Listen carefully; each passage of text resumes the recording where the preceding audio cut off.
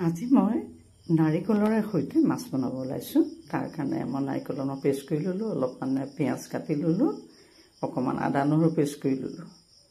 লৈ পেলাই এতিয়া মই এই মাছকেইটা অকমান আগতে সুন্দৰকৈ ভাজি লৈছো।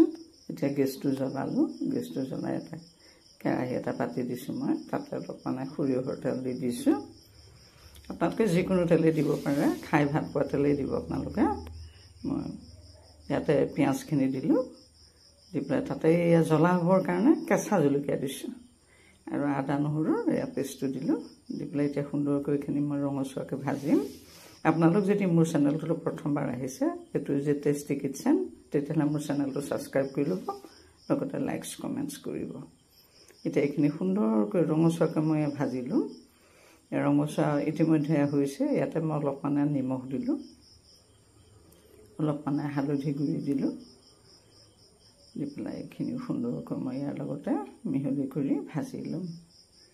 বৰ সুন্দৰ এটা ৰেচিপি। নাৰিকলে মাছ বনালে সৰু মাছো বনাব পাৰে, ডাঙৰ মাছো বনাব পাৰে। এতিয়া নাৰিকলখিনি ইয়াতে পেলাই দিলোঁ। অতি সুস্বাদু হয় নাৰিকলৰ সৈতে বনোৱা মাছৰ আঞ্জা।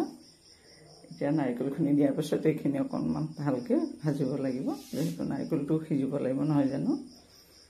এয়া চাওক, ইতিমধ্যে এইখিনি ভজা হৈ গ'ল। ইয়াতে মই অলপমান পানী দিছোঁ। পানীটো বেছি নিদিব, অলপমান ডাঠ হ'লেহে খাবলৈ ভাল হয় আঞ্জাখন, গতিকে পানী বেছি নিদিব। মই পানী বেছি দিয়া নাই, অলপমান দিছোঁ। তাতে উতলাৰ লগে লগে মাছখন পেলাই দিছোঁ।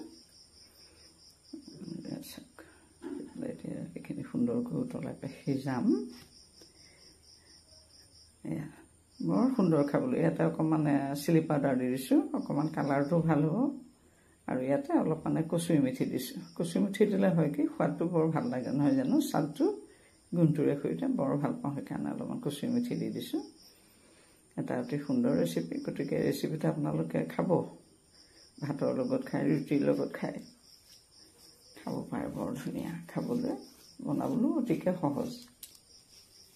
সেয়া চাওক, ইতিমধ্যে কালাৰে তালাৰে প্ৰায় চাওক কিমান ধুনীয়া হৈছে দেখিবলৈ। এয়া সুন্দৰকৈ হৈ গৈছে।